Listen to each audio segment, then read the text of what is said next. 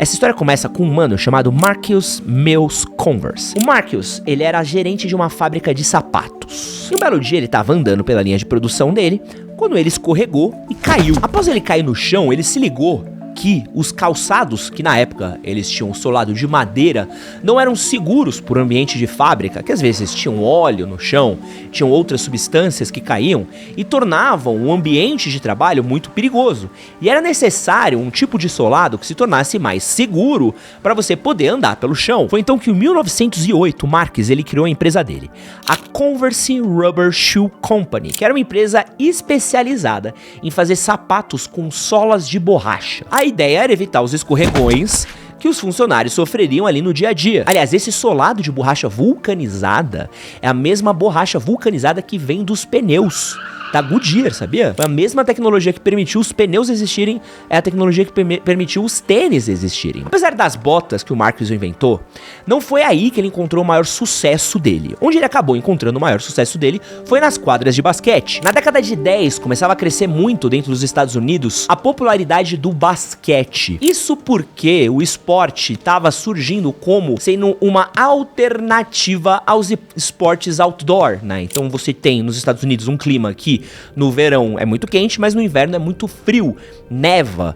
Então, durante quase 4 meses do ano, não tem como você praticar esporte fora de casa. Portanto, as pessoas praticam esportes em quadras. Então, não tem como você praticar beisebol, não tem como você praticar futebol americano.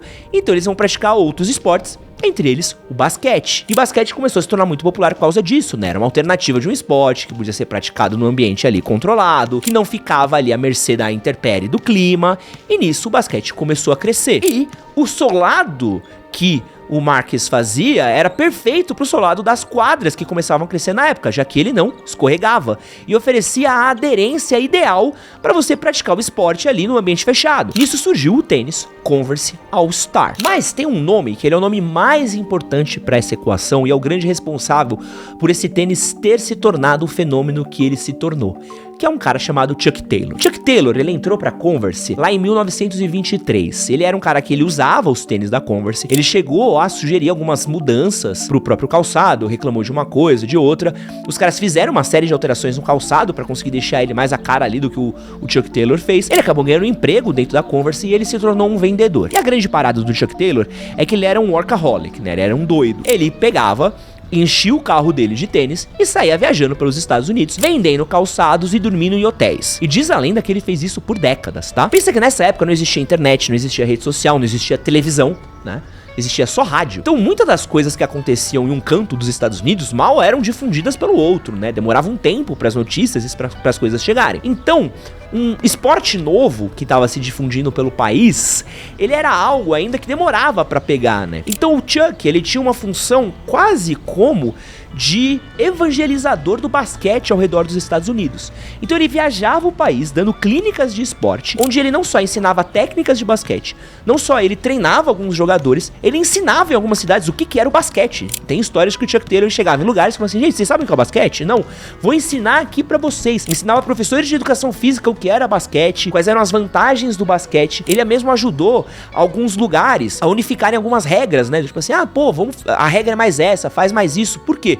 Porque a regra era muito doida, né? Cada cidade jogava de um jeito, cada lugar jogava de um jeito. Então você precisava fazer com que as regras elas fossem a mesma, né? Para que pessoas pudessem jogar uma com as outras. Nessas viagens e nessas andanças, o Chuck ia espalhando a palavra do basquete pelos Estados Unidos e vendendo tênis, que era a parte mais importante do trabalho dele, né? A influência dele foi tão grande dentro da Converse que a partir da década de 30, a própria Converse colocou o nome dele no calçado, né? Ele acabou virando Chuck Taylor Converse All-Star. Tanto que nos Estados Unidos, se você falar que você usa um All-Star, as pessoas dificilmente vão saber que tênis é esse, porque pra eles, o nosso All-Star, na verdade, é o Chucks, né? Eles conhecem muito mais como Chucks do que como um All-Star. Isso também faz com que o Chuck Taylor tenha sido a primeira pessoa da história a ter um nome dele em um calçado, que é mais maluco ainda também, muito antes talvez do licenciamento ter sido criado, muito mesmo até do marketing esportivo ter sido chegar perto do que é hoje em dia. O Chuck Taylor acabou tendo o nome dele feito. Dizem que ele ganhou muito pouco royalties em cima disso.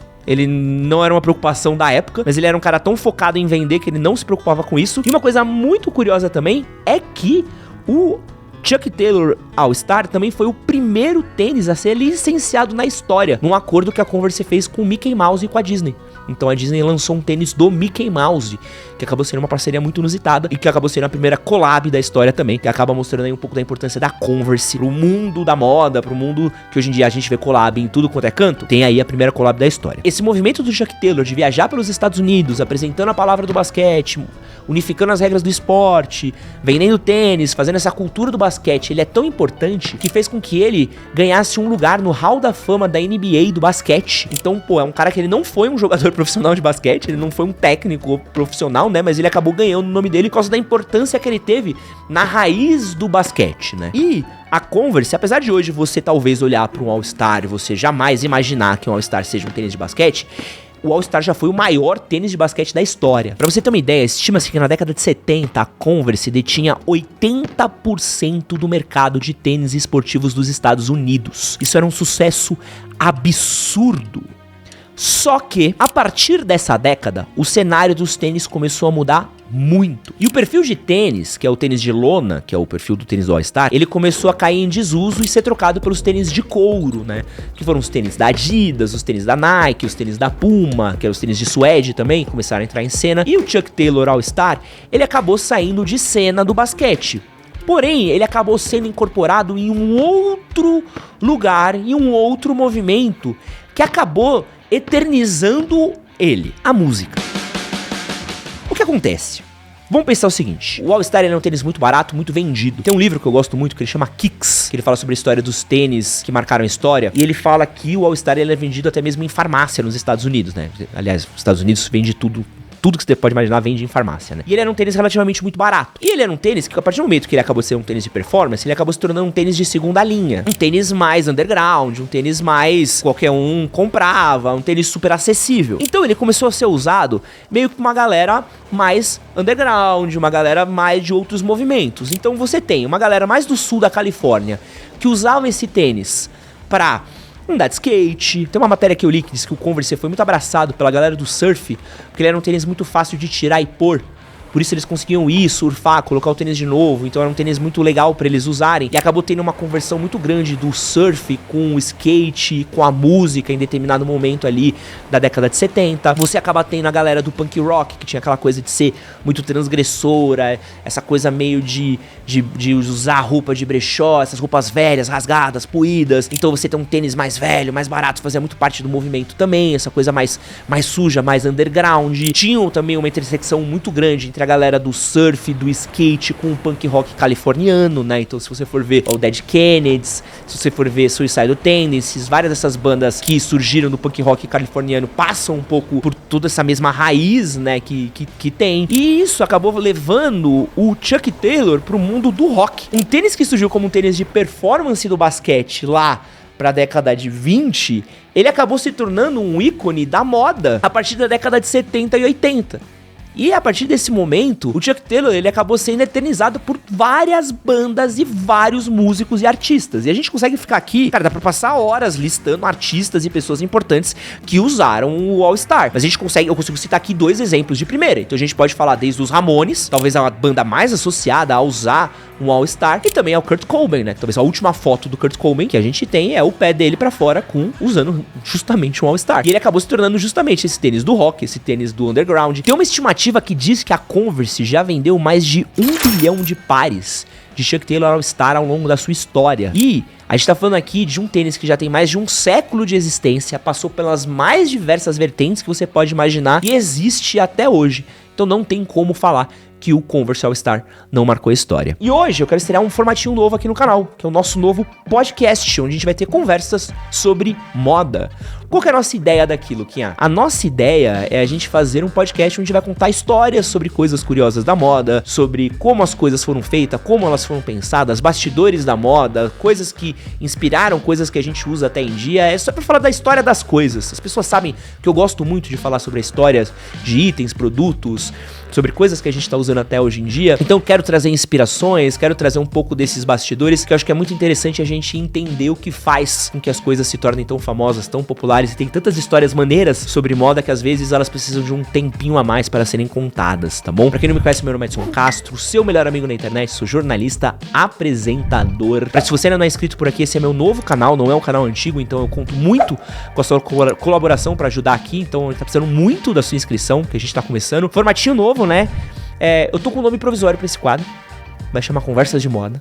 Eu tenho que ter uma linha, né? Tem que ter uma linha editorial, Se eu detestar esse nome, no futuro eu mudo. Se alguém quiser dar um nome melhor, pode dar também. Quero avisar aqui que esse quadro ele só existe graças à colaboração dos meus amigos da Fut Fanatics, onde você pode encontrar não só tênis casuais pra usar no seu dia a dia, quando também pode usar tênis pra usar na sua academia, tênis pra correr, tênis pra jogar bola também, tem chuteiras de futsal, chuteira de campo, tem roupa casual também, camisa de time, camisa de performance, tem casaco, acessórios, tem camisa de time Série A, Série B, futebol internacional, tem de tudo lá na Fut Fanatics. Eles são uns parceiros muito queridos pra mim, que têm ajudado demais aqui nessa nova etapa do projeto. Então se você quiser comprar aí artigos de primeira qualidade, tênis de primeira qualidade, hoje eu tô usando esse maravilhoso New Balance. Dá pra ver aqui, ó, 480, que eu peguei lá na Fut Fanatics. E você também pode pegar não só esse tênis, como muitos outros, usando o cupom EDNAFUT, EDNAFUT, lá na Fut Fanatics. Vou deixar um link na descrição do vídeo, no primeiro comentário fixado também. Tô muito ansioso aqui por esse podcast, tá? Quero avisar também que ele vai estar nas plataformas de áudio, no nosso feedzinho também. Vou deixar o feed aqui na descrição do vídeo e no primeiro comentário fixado, pra quem quiser ouvir via Spotify. Você que está ouvindo via áudio, não esqueça de apertar em 3 pontinhos, dar a avaliação de 5 estrelas também, deixando seu comentário. Eu tô sempre aprovando e comentando os comentários de vocês, respondendo. Compartilhem nos stories de vocês esse podcast daqui, me marquem, é importante pra gente conseguir fazer com que essa palavra seja difundida, chegue em mais pessoas. Eu preciso de vocês pra gente espalhar esse podcast daqui. Esse é um formato que eu testei uns anos atrás, na pandemia. Muitas pessoas me cobraram de voltar com ele, então agora eu tô voltando. Eu já tenho algumas ideias de roteiro também, de histórias de coisas da moda, de coisas pra fazer. Eu já tô preparando um roteiro aqui que eu sei que a galera vai gostar, que é um roteiro sobre como a Segunda Guerra influenciou a moda, sobre vários itens que a gente usa de roupa até hoje, que foram influenciadas por causa da Segunda Guerra Mundial. Eu tenho também um sobre moda e skate, moda e rock também. Eu quero falar um pouquinho sobre crimes que aconteceram aí na indústria da moda. Então tem muita coisa aí que eu quero falar a respeito, mas quero que também você me diga aí o que você quer, que história, tem alguma história legal que você acha legal da indústria da moda? Conta pra mim, eu quero contar a história de marcas também. A gente tá preparando um roteiro também sobre a história da Nike pra contar a respeito, então quero saber a sua opinião, deixa nos comentários que é muito importante pra gente. Esse é um formato que ele é feito pra você ouvir, então esse é um vídeo mais longo, é feito pra você caminhar, pra você usar na academia, pra você ouvir enquanto dirige, então esse é um formato de companhia, que a ideia desse canal é essa, né? Ser esse seu amigo que acompanha você pra lugares. Então, muito feliz. Eu gosto muito de formato de podcast, então fico muito feliz de poder contar com vocês aqui em mais uma jornada. A ideia é ser quinzenal, tá? Mas como dá trabalho escrever, se um dia a gente atrasar, é porque deu trabalho, tá bom? O próximo tênis que eu quero contar na nossa lista aqui é justamente o tênis que matou o Converse All Star, que é um outro Star, o Superstar. Em 1969, o All Star era o tênis mais vendido nos Estados Unidos. De longe, a Converse era a maior marca de tênis vendido nos Estados Unidos, era a dona do basquete, então eles eram donos da cena, vendiam mais de 80% dos calçados esportivos dos Estados Unidos, e eles eram aí os caras. Atrás deles estavam a Puma e a Keds. Mas, assim, a disputa era quase irrisória para Converse, né? Então eles tinham um cenário ali onde a Converse era a líder absoluta. Porém, lá na Alemanha, um mano chamado Horst Dassler, que era o dono da Adidas, por um acaso, queria muito expandir a marca para os Estados Unidos, né? A Adidas, ela já estava, se eu não me engano, no mundo da corrida, também estava presente no mundo do futebol, né? A Adidas sempre teve uma relação muito forte com a Copa do Mundo, e ela estava querendo expandir para os Estados Unidos, né? E o Horst, ele era um entusiasta de basquete, né? Ele estava muito empolgado com basquete na época. E ele se ligou que tinha um espaço para crescer dentro da modalidade. Por quê? Boa parte dos calçados de basquete na época, eles eram feitos de lona. E a Adidas estava, na época, apostando muito em calçados de couro, né? Como era o caso do Samba, como era o caso do Gazelle. E ele reparou que ele tinha a oportunidade aí de trazer uma inovação pro mercado, fazendo um calçado com um material diferente e que podia ali ter um certo crescimento dentro da cena. A priori, eles acabaram lançando nos Estados Unidos um tênis que foi chamado de Super Grip. Só que o Super Grip, ele acabou sendo um tênis que não fez tanto sucesso assim, né?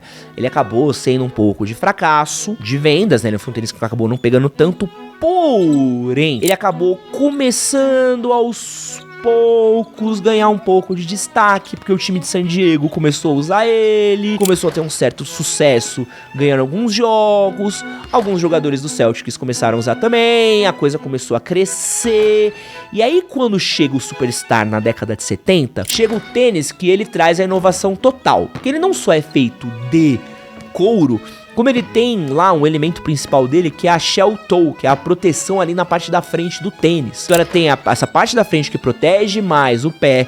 Ele tem também uma série de mudanças que melhora a pisada, melhora mais a mudança também de direção do qual o atleta tá. E ele traz mais tecnologia pra dentro das quadras, né? Algo que a Converse e as outras marcas não estavam apostando tanto até então. Então eles trazem um salto muito grande pra cena e eles começam a ganhar uma popularidade muito alta. Tanto que vários jogadores começam a acabar indo pra Adidas e começam a usar Adidas justamente pela própria qualidade do calçado. Então você tem o Oscar Robertson, você tem o Jerry West, né, que é o cara que inspirou o logo da NBA usando o Superstar justamente por causa da qualidade dele, e a Adidas também acabou escolhendo o Kareem Abdul-Jabbar, que era um fenômeno na época, num momento incrível do Lakers, pra ser o garoto propaganda deles. Pela quantia que era a maior quantia da história ali de um acordo publicitário de tênis, que foi os incríveis $25 mil por ano.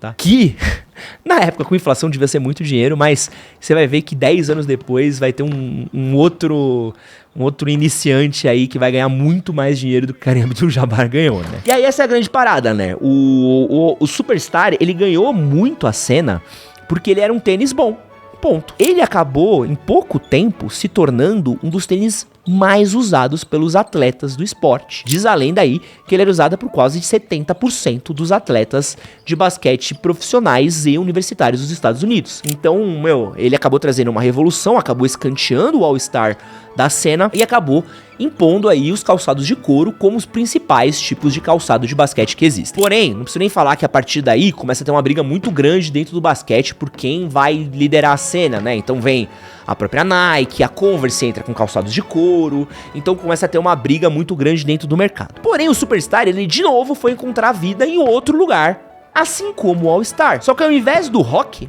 ele acabou encontrando vida em um outro movimento, o do hip hop. Na década de 80, o rap ele estava crescendo muito nos Estados Unidos. Antes, o rap ele era muito recluso às block parties, a festas que aconteciam em lugares abertos ali, normalmente eram em vizinhanças, que tinham prédios que eram demolidos por causa de incêndios. O rap ele começou a ganhar um pouco mais de notoriedade, ele começou a ganhar um pouco mais de seriedade, começaram a surgir gravadoras, as rádios começaram a tocar o rap, as músicas começaram a ganhar um pouquinho mais de destaque, então ela começou a se tornar uma coisa um pouquinho mais séria do que era antes. Porém, nesse momento ainda, os artistas de hip hop, os primeiros artistas de hip hop, que se você for olhar, eles ainda estavam muito apegados a uma coisa muito da disco, né? Então, por exemplo, se você for olhar o Grandmaster Flash and the Furious 5, na década de 70, eles estavam muito mais pro Village People do que pra um grupo de hip hop. Porque eles tinham muito uma coisa vindo da disco, de usar essas roupas, tal. Porque muitas das primeiras batidas das músicas do hip hop justamente eram de músicas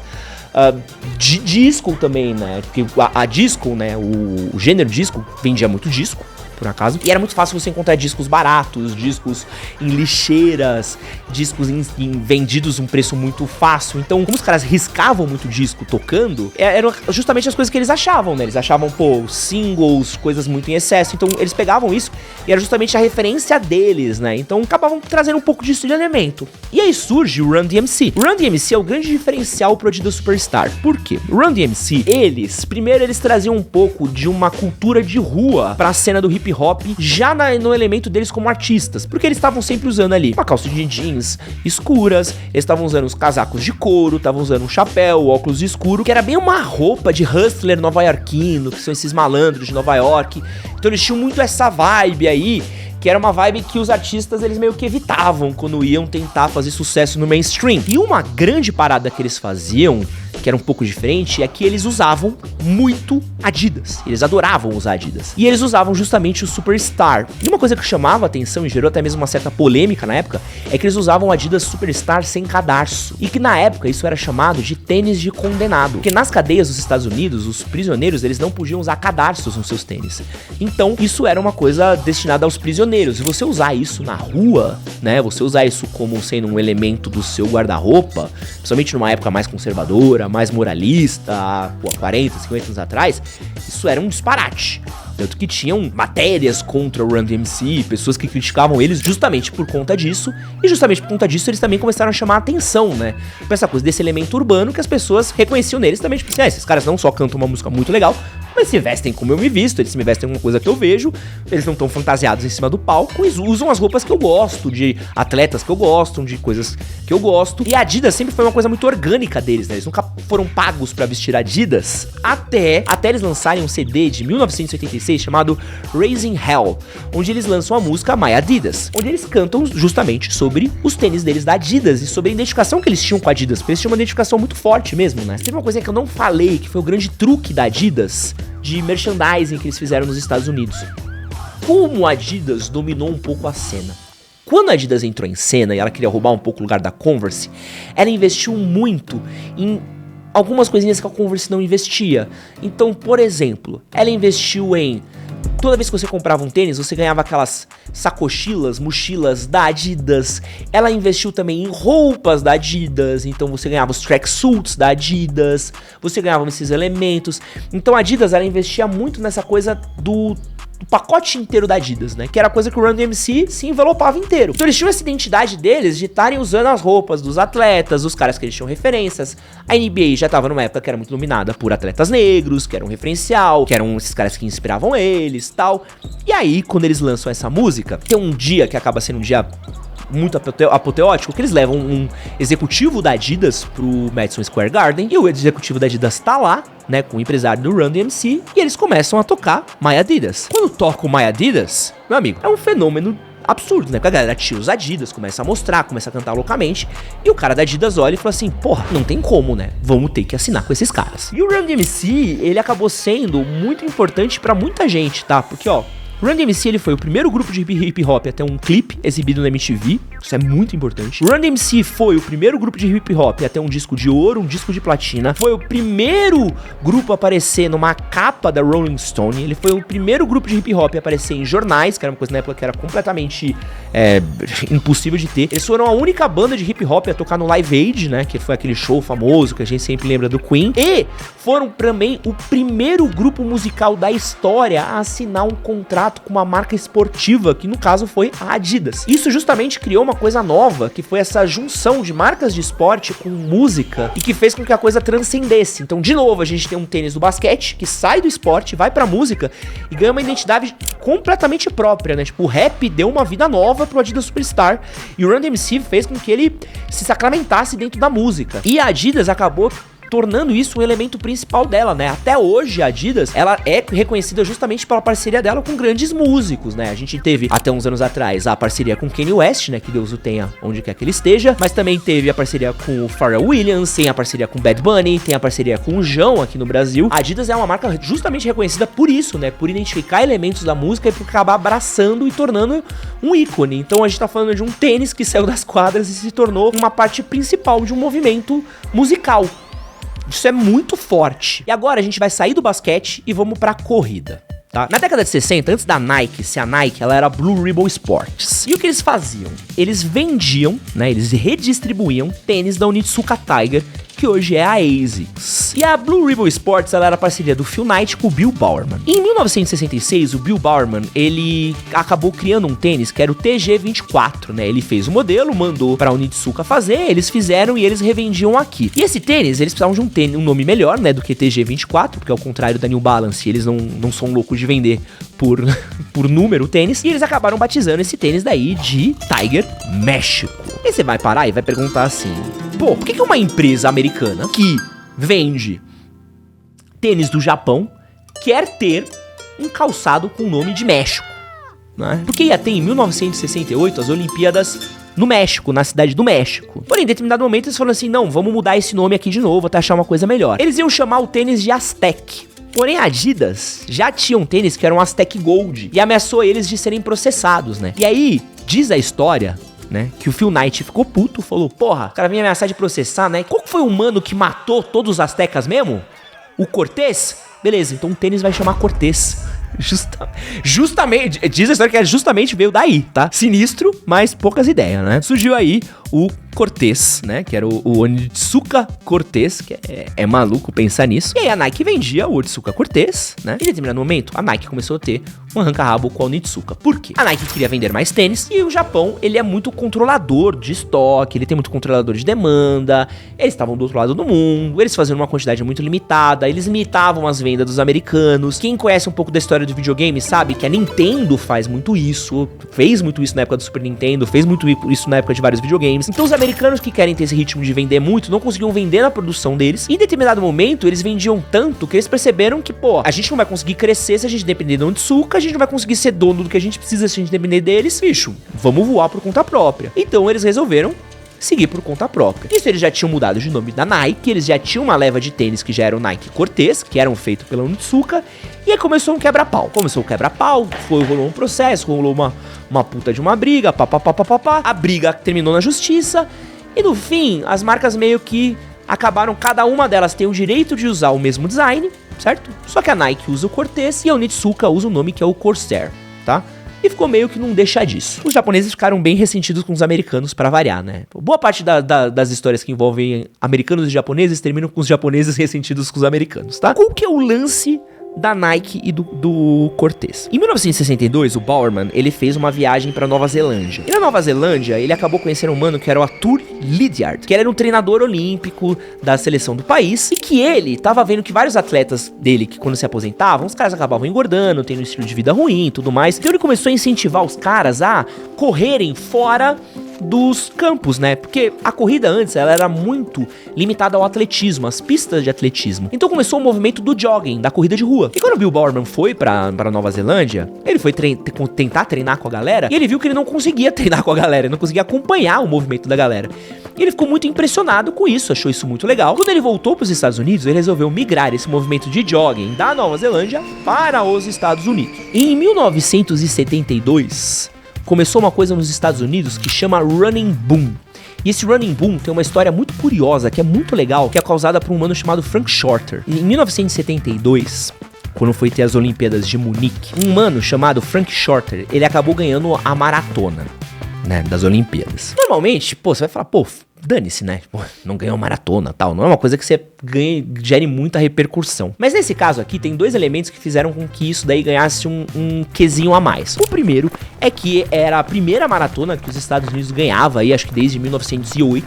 Então fazia muito tempo que os Estados Unidos não ganhavam uma maratona. E o segundo elemento, que é o mais curioso, é que enquanto o Frank Shorter, né, o corredor americano, tava correndo e tava tendo uma cobertura muito ampla pela TV norte-americana, um maluco entrou na corrida na frente dele, um impostor. Então, tipo assim, tanto que eles chamam a corrida do impostor isso daí. Então, começou a ter uma cobertura nos Estados Unidos, do tipo assim, o cara tava correndo, viu um cara na frente dele e falou assim, pô, tem alguém que talvez esteja ganhando de mim. Então, começou a ter uma cobertura na mídia, não, tem ninguém na tua frente, corre, maluco, tal. Então, isso acabou ganhando uma cobertura da mídia, que fez uma laje e tudo mais. E isso acabou tornando uma história que acabou ganhando uma repercussão muito maior do que ganharia, junto com o movimento do jogging que o Bill Bowerman começou nos Estados Unidos. O Bill Bowerman é reconhecido por isso, junto com essa cobertura, tudo isso junto fez com que a corrida crescesse muito nos Estados Unidos. E qual que era na época o calçado mais vendido de corrida na Nike? O Nike Cortez. O Nike Cortez era considerado por muitas revistas na época o melhor calçado de corrida, então ele acabou catapultando as vendas dele. E esse fenômeno do crescimento da corrida fez com que muitas marcas de revista fossem criadas na época sobre corrida, muitas corridas e provas foram criadas por causa disso, muitas pessoas começaram a correr, o cenário de corrida nos Estados Unidos foi muito moldado, principalmente por causa dessa época daí, com o Nike Cortez ali no seu epicentro. O Nike Cortez fez muito sucesso. Na década de 70 também ele acabou parando na mão de algumas celebridades também. A Farrah Fawcett usou ele numa cena muito famosa daquela série As Panteras. Então tem uma foto dela andando de skate de Nike Cortez que acabou, pô, sendo eternizada. O Elton John usou um Nike Cortez também. Então, pô, muito brabo. Mas a gente vai falar de novo de um tênis que vai de um lugar, de um esporte, para um outro muito inusitado, que é um tênis que vai das corridas de rua para as batalhas de gangue. Batalha de gangue de rua dos Estados Unidos.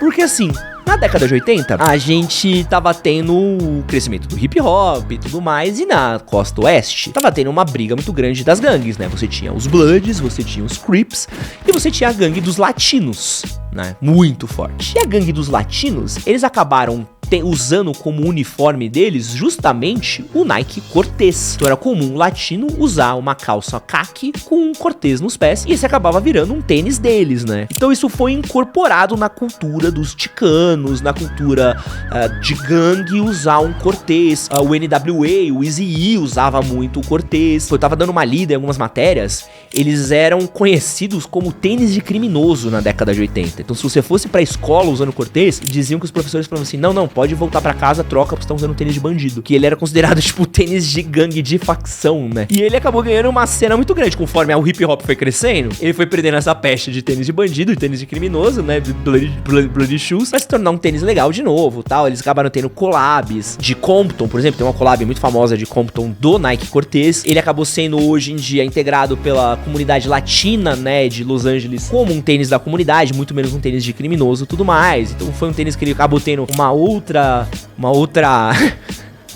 ressignificação depois de ser um tênis de criminoso, né? E o último grande passagem do Nike Cortez pra mim, que acho que sacramenta ele aí na história da moda e da cultura e do elementar e do imaginário nosso, foi justamente quando ele entrou pro cinema lá na década de 90 em Forrest Gump. Ele é o tênis que o Forrest usa pra correr ao redor dos Estados Unidos. E aí a gente acaba colocando ele num elemento de imaginário muito mais forte ainda, né? Que é o tênis que o Forrest usa pra correr. Aí, Forrest Gump que é um bom moço, tal, um filme super família, tal. Então você acaba dando uma outra aura pra esse tênis. Então o Nike Cortez, ele acabou tendo essa outra importância, esse outro elemento. E curioso, né? A mudança de caminho aí que o Cortez fez. Agora eu quero falar de uma outra marca, que é a Reebok. E como a Reebok mudou a cena olhando pra uma coisa que ninguém olhou. São as mulheres. Se a década de 70 foi marcada pelos tênis de corrida, a década de 80 foi marcada por um outro esporte, que era a aeróbica. A aeróbica começou a fazer muito sucesso. Muito disso acabou sendo aproveitado pela Jane Fonda, que fazia vídeos de fita cassete que as pessoas usavam, viam em casa, assistiam. As academias também usavam muito dessas aulas pra trazer instrutores. Acabou sendo um fenômeno na época. E tem um mano chamado Angel Martinez que reparou uma coisa muito interessante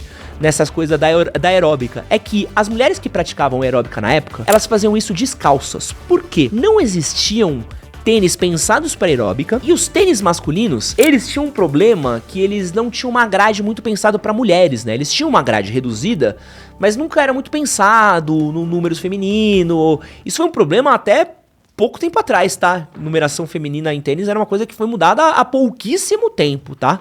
Diga-se de passagem. Então o cara, ele teve uma ideia, ele viu o crescimento da aeróbica, falou, pô, tem um movimento muito legal acontecendo, seria legal se fosse pensado um calçado pensado pra aeróbica, né? Porque na época tinha o quê? Tênis de basquete, tênis de corrida. Tênis de corrida, ele é um calçado pensado pra você correr pra frente, né? E a aeróbica é uma coisa que pensava muito pro lado, né? O movimento pro lado e tal, então a gente precisa pensar um tênis pensado pra essa modalidade. E ele foi tentar levar a ideia pra Reebok, que deu uma cagada na cabeça dele e falou, não, nada a ver isso, tal. Mas o cara falou, não, bicho, vou fazer isso acontecer. Ele criou um protótipo, mandou fazer na Ásia, fez uma série de calçados, levou para instrutoras de aeróbica, as instrutoras curtiram a ideia, vendeu todos os protótipos dele, voltou na Reebok e falou, ó, o que vocês acham? Reebok comprou a ideia e foi lançado aí o primeiro tênis feminino da história, pensado no público feminino, apenas para mulheres. E aqui, vou falar um bagulho pra vocês. Puta de um acerto. O Reebok Freestyle, que é o nome do calçado, ele foi lançado primeiro em cano baixo. E ele foi um fenômeno de venda. Ele vendeu muito, mas muito. E ele tem uma coisa que é diferente de alguns outros tênis. Então, por exemplo, o Air Force One, ele sai como um tênis de basquete, mas anos depois ele se torna um tênis de lifestyle. Um tênis sai como um tênis de corrida, anos depois ele se torna um tênis de lifestyle. É que ele sempre foi um tênis de moda e de lifestyle ao mesmo tempo. Então ele é um tênis que as mulheres usavam pra fazer aeróbica, e ao mesmo tempo que elas usavam isso, elas já iam direto pra discoteca, pras baladas, com o mesmo tênis. Então ele era um tênis de moda e de performance ao mesmo tempo. Então ele acabou se tornando um fenômeno cultural muito grande nos Estados Unidos. Quando sai o modelo dele de cano alto, com uma série de cores, com a tira de velcro, acaba tendo aí o tênis que pra muita gente é a imagem dos anos 80. E ele acaba se tornando um fenômeno maior ainda, e vendendo mais ainda, e crescendo mais ainda. Algumas das celebridades que usavam esse tênis aí, boa parte delas organicamente, né? A própria Jane Fonda usava o Reebok Freestyle, a Paula Abdul, a Cindy Crawford, e até mesmo a Barbie chegou a usar um Reebok Freestyle. Tinha uma Barbie que era lançada na época e vinha com o próprio tênis da Reebok. E pra você entender o fenômeno que foi a Reebok nessa época, e essas vendas, e esse calçado, a Reebok desbancou a Nike nos Estados Unidos, e a Reebok se tornou a marca que mais vendia calçados esportivos nos Estados Unidos, muito por conta da esteira da aeróbica. Óbvio que junto também a Reebok também olhou pro cenário do basquete, começou a olhar para outras modalidades, e isso fez com que ela crescesse muito grande, dominasse parte do mercado, justamente por olhar para uma fatia do mercado que ninguém olhava, e justamente por olhar para uma modalidade que ninguém olhava e ninguém se interessava. Com o tempo, o Reebok Freestyle foi perdendo gás, a Reebok até tentou transitar um pouco com o Step, que surgiu ali no começo dos anos 90 e tal, mas esse tênis, ele acabou sendo aí um grande fenômeno na época, porque ele era o grande calçado que surgiu e revolucionou tudo. E quando você imagina nos anos 80, você pensa muito nesse tênis de cano alto, com velcro, com tudo. Cara, você imaginar uma mulher, tipo, você pensa nos anos 80, dançando She's a maniac, man. Você automaticamente vai imaginar esse tênis. Você vai imaginar uma silhueta branca, tênis de cano alto, velcro.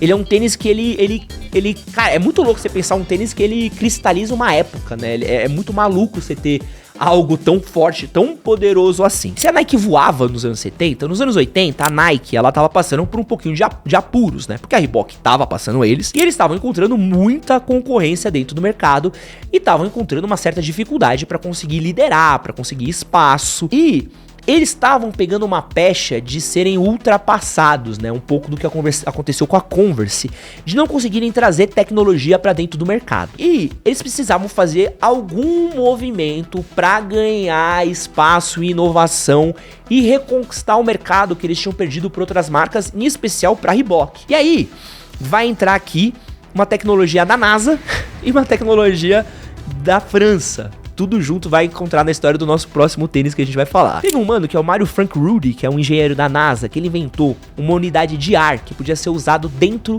de um solado de um tênis, né? Que acabou virando a tecnologia Air. A ideia dele é que esse amortecimento, né, facilitasse, melhorasse a pisada do calcanhar, tal. E o Phil Knight gostou da proposta, né? Apesar de várias outras marcas terem recusado essa proposta dessa bolha de ar, ele comprou, ele foi usado aí, e alguns outros ter calçados da Nike e tal, mas sem relativo sucesso até então. E aí a Nike tava precisando fazer alguma coisa nova, tava precisando reconquistar mercado, tava precisando crescer. E aí vai entrar em cena o Tinker Hatfield, que talvez seja um dos maiores nomes da história da Nike. O Tinker, ele era um arquiteto que ele foi treinado, e ele entrou na Nike em 1981 para desenvolver showrooms, lojas. Ele era um arquiteto pensado para desenvolver espaços para Nike. Porém, ele acabou depois de um tempo pedindo para desenvolver tênis para a marca, e a marca acabou falando: por que não, né? Já tá aqui, entra aí, vambora. E acabou indo trabalhar com a Nike, desenvolvendo alguns calçados. E aí, eles estavam com um projeto de tentar pegar essa tecnologia do Air e desenvolver algum tênis legal com isso. Qual que foi a ideia do Tinker Hatfield, que foi tão inventiva, né? Que a gente pode ir do céu à terra, que é a grande parada, assim. Ele pensou na bolha de ar, e aí numa viagem dele pra França, ele passou num lugar que é o Pompidou, que é um museu muito famoso de Paris. É um museu que ele é até mesmo famoso por ser infame, que ele causou muito ultraje na época, porque ele é um museu que ele foi feito com a proposta de ser feito um museu do avesso. Então eles fizeram como se todas as entranhas do museu tivessem pra fora, e ele é um museu transparente. Então ele é um museu feito de vidro. Então é um museu muito foda, porque você vê todas as partes pra fora, tudo mais. E aí o Tinker Hatfield viu esse museu e ele pensou: e se a gente vendesse o tênis mostrando o compartimento de ar, a bolha de ar? Se é isso que faz esse tênis ser especial, vamos transformar isso daqui no centro desse tênis. E surge assim o Air Max 1. Foi um sucesso. A própria campanha foi um sucesso, né? E a campanha justamente focava nisso, né? Tocava o Revolution do Beatles, né? A ideia mesmo era ser uma revolução. Focava muito na bolha de ar, focava muito nesse elemento. E aí, se os anos 80 foi famoso pelos tênis da aeróbica, os anos 90 acabaram sendo famosos justamente pelos tênis da Nike. Porque a Nike acabou revolucionando muito forte. A linha Air Max é uma das linhas mais poderosas da Nike até hoje, e ela acabou revolucionando a moda porque a linha Air Max acabou trazendo pro centro das atenções do calçado o sistema de amortecimento. Então, se hoje você vai ter um calçado que tem uma linha Boost, se você vai ter hoje a linha Cloud Monster da On, se você vai ter a linha Shox, se você vai ter tantos outros tênis, a Gel Kayano, os Mizuno Prophecy, se hoje a gente vai ter tantos calçados que eles usam justamente o sistema de amortecimento como algo do design, algo que chama atenção, aquele tênis, os Adidas 4D, todos esses tênis que eles usam como o elemento principal de design dele, o sistema de amortecimento, algo que antes era meio irrelevante, né? Tipo, pensava-se muito mais na performance do que na aparência, não usava isso como elemento de venda. A linha Air Max não, usa aquilo justamente, tipo assim, é isso que dá potência pra esse tênis, então vamos usar isso como elemento principal. E vamos usar isso também como um elemento de storytelling, né?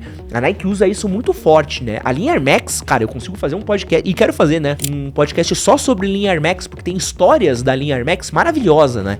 Uma das minhas favoritas, justamente, é que, se eu não me engano, até o Air Max 95, nunca tinha tido um roubo de tênis no Japão. Quando foi lançado o Air Max 95, foi a primeira vez que alguém roubou um tênis no Japão, porque o tênis esgotou e um humano roubou outro humano por lá. Então, assim, é um tênis que fez muito sucesso em diversos lugares do mundo. Você tinha Spice Girls, jogadores da Europa. É um tênis que fez muito sucesso na Europa, a linha Air Max também, os 95. Até hoje a gente tem a linha DN, a linha TN, a linha TW, de bolhas grandes, bolhas maiores, Big Bubble. Então a gente tá falando de um calçado que ele tá até hoje no nosso pé, e uma tecnologia que tá até hoje e acabou sendo sacramentada como algo gigantesco da moda. E pra terminar, não tem como não falar de um tênis que mudou a moda sem falar de justamente o tênis. Não foi o inventor do hype dos tênis, talvez tenha sido o capitão do hype dos tênis. Nos anos 80, a Nike enfrentava um problema, que ela era muito focada em corrida, né? E ela precisava de outros esportes para ganhar mercado. E a escolha mais óbvia era justamente o basquete, porque o basquete tinha um consumo muito alto de tênis. Então ela sabia que a ida era ir pro basquete. Porém, ela enfrentava uma concorrência muito grande da Converse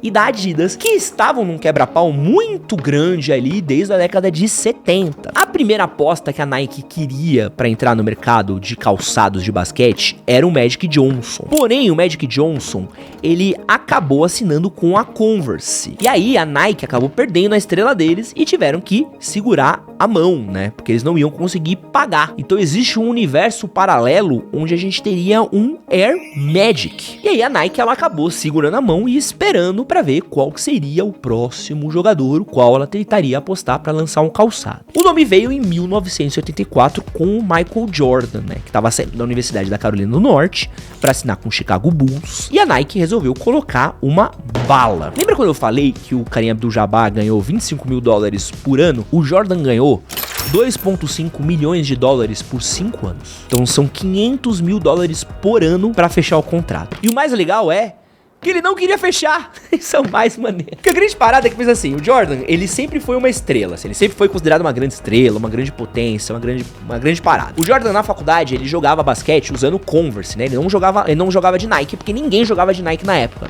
pra falar a real. Então, ele queria ir pra Converse, porque a Converse era quem pagava. Porém, a Converse já tava gastando uma grana absurda em vários jogadores. Tava pagando o Magic Johnson, Larry Bird, tava pagando uma rapaziada e não tinha lugar lá pro Michael Jordan. E o Michael Jordan lá, ele ia ser mais um. Ele ia chegar lá, pegar um tênis, eu apoio o tênis tal. Que era o que acontecia na época, tá bom? Beleza. A Adidas, segundo o próprio empresário do Michael Jordan, tava uma zona. A Adidas era a preferência do Jordan, tá? Ele queria jogar de Adidas. Mas aí, tava uma zona, os caras, você assistiu o Last Dance, você consegue ver um pouco dos bastidores, que acabou que a Adidas também não ia ter tal, e a grana da Nike realmente era muito alta. Quem acabou sendo a grande diferencial nessa história foi a mãe do Jordan, que foi quem ofereceu pra ele o grande questão aí pra ele fechar o contrato, né? Foi quem convenceu ele a fechar o contrato, que foi a participação na venda dos tênis. Então não só ele ganharia o dinheiro, como ele teria participação na venda dos tênis.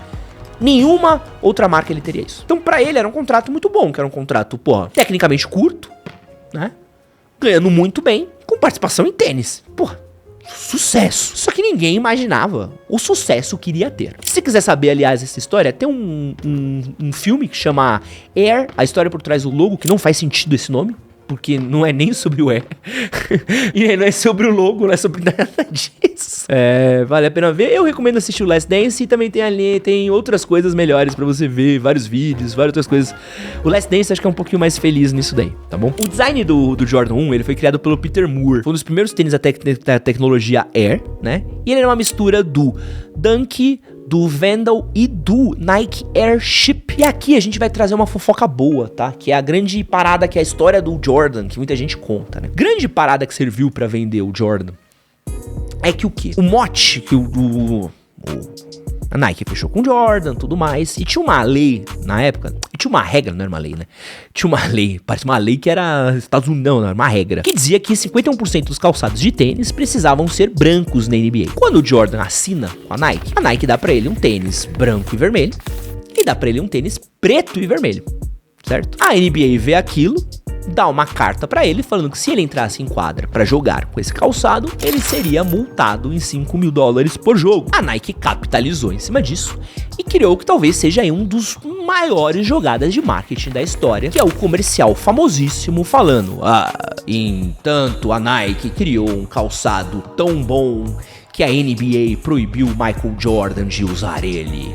Mas ninguém proibirá você de usar na rua, tal. E é a grande parada. Só qual que é a grande fofoquinha que ninguém fala? O tênis que o Jordan usou não era um Jordan ainda na época. Ele era um Airship, porque o Jordan ainda não tinha sequer sido lançado. O primeiro tênis que o Jordan usou da Nike foi um Nike Airship, não foi um Air Jordan. E o tênis preto e vermelho que ele tinha era um Nike Airship, e não um Nike Air Jordan preto e vermelho. Então a Nike aproveitou que teve a proibição e usou a proibição para fazer um Jordan preto e vermelho, né, que realmente tinha, né, era muito parecido os tênis, e usou essa proibição como catapulta para vender o Jordan. Então ela usou uma mentirinha, né, pra vender. Então essa é uma das paradas, né, que o tênis que foi proibido, na verdade, não foi o Jordan, foi o Airship. Só que eles usaram a proibição do Airship pra vender Jordan, que é gênio, né? Que é gênio. Você vai lançar um tênis, você precisa promover o tênis, usa a proibição pra promover esse próximo tênis. E foi um sucesso. Tá. Aliás, essa é muito boa, essa é uma coisa que eu descobri recentemente, achei incrível, que é a maior fake news que a gente espalhou por muito tempo. A própria Nike, ela tem relançado alguns Airships, ela tá começando a assumir um pouco dessa história daí do Airship, que eles negaram por muito tempo, né? Mas qual que é a grande parada do Air Jordan, que é a grande diferença, tá? A Nike esperava vender $3 milhões em tênis no primeiro ano. Ela vendeu 126 milhões. A linha Jordan virou uma marca dentro da própria Nike, né? Se tornou um fenômeno de sucesso. O Jordan ficou bilionário por conta disso, literalmente. O Jordan se tornou calor do ano, naquele ano, e começou um fenômeno muito grande, por quê?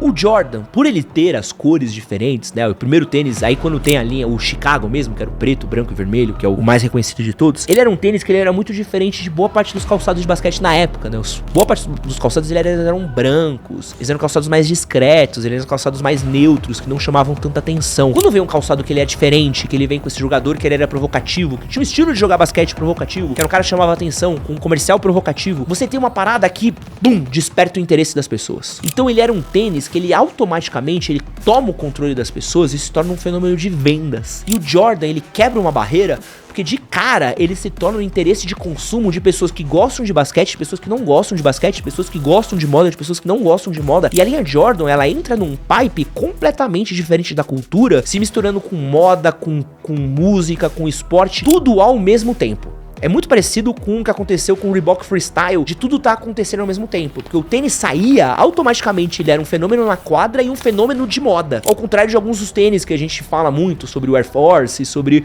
o Superstar, o All Star, que eles vão se tornar anos depois elementos de moda, tal. Não. O Jordan saía, ele já era automaticamente um tênis usado na rua, usado por artistas de moda. Então você vai ter ao longo dos anos um trabalho da Nike muito forte de sacramentar a linha Jordan como sendo esse ícone cultural, mais até mesmo do que um ícone de performance. Então ela vai trazer o Spike Lee pra dirigir os comerciais da linha Jordan. Ela vai começar a investir muito forte em colocar os tênis da linha Jordan no pé das pessoas mais famosas da época, de Will Smith até Macaulay Culkin. Você vai ter o Jordan sendo levado a tudo quanto é tipo de evento, com todo tipo de coisa. O Jordan se tornando estrela de cinema. A linha Jordan, ela se tornou um fenômeno cultural, assim, era uma coisa, era um hype. Acho que só quem viveu a década de 90 sabe o que era o hype de um Jordan, do Michael Jordan, do fenômeno Jordan, que assim, não existe nada hoje que chegue perto do que era o fenômeno Michael Jordan nos anos 90. Eu consigo falar tranquilamente, assim. Esse é o contrato esportivo mais bem sucedido da história, sendo seguido apenas por George Foreman, tá? Que também ganhou muito dinheiro com isso. Cara, ele redefiniu o jeito como as marcas fazem contratos com esportistas, com celebridades.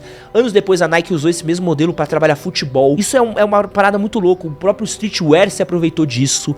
A gente tá usando Jordan até hoje. Então a gente acabou tendo uma parada, assim, é um fenômeno cultural muito grande, em que ele surge muito mais da potência de um atleta e de um fenômeno de quadra. Então, assim, é uma junção muito boa, né? O que acontece quando uma marca que sabe vender uma história junta com um atleta que vai fazer história? Um sucesso. Um sucesso absurdo. E sendo muito sincero, se você parar pra ver, tecnicamente, o Jordan 1 não é nem o melhor dos Jordans da linha Jordan, né? Você vai ver o Jordan 3, é um calçado infinitamente superior, sai pouco tempo depois. Você vai ter o Jordan 4, o Jordan 5, são tênis muito mais legais, muito mais interessantes, com propostas melhores e tal. Mas o fenômeno de ser o primeiro, do momento que foi, do jeito que foi, fez com que esse calçado sacramentasse um lugar tão importante na indústria da moda e criasse um espaço dentro da cultura sneakerhead tão gigantesco que, pô, até pouco tempo atrás a galera tava se matando em fila pra comprar esse tênis, revendendo ele a uma fortuna. Até hoje ele esgota em algumas cores que ele sai, algumas collabs na qual ele sai. Então o tênis que ele acaba tendo uma importância que dura décadas. E o mais legal é que isso desde o lançamento dele. Então você tem uma parada desde o dia 1, ele é um sucesso. Você tem uma parada que desde o dia que ele saiu, ele deu certo. E até hoje continua dando certo. Talvez não esteja no seu maior hype, talvez não. Mas é uma parada que é inegável, que é um sucesso de vendas. Faltou sim um monte de tênis, mas quem sabe algum dia a gente faça uma lista aí de mais tênis que marcaram a história, outros tênis que marcaram a história. Quero agradecer você que ficou até aqui. Aproveita que você chegou até aqui, vou deixar um outro vídeo pra você assistir. Não esquece de curtir, compartilhar, se inscrever e é nóis. Valeu!